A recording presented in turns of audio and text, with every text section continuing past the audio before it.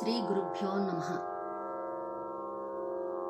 12వ అష్టపది పశ్యతి దిశి దిశి సింధు భైరవి రాగం ఆది తాళము.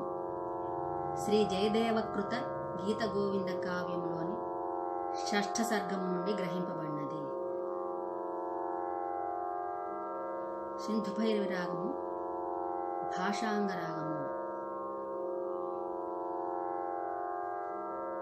మూర్ఛన.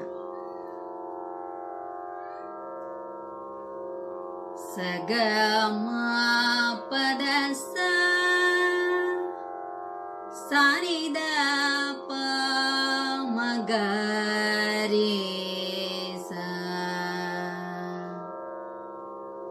సగమా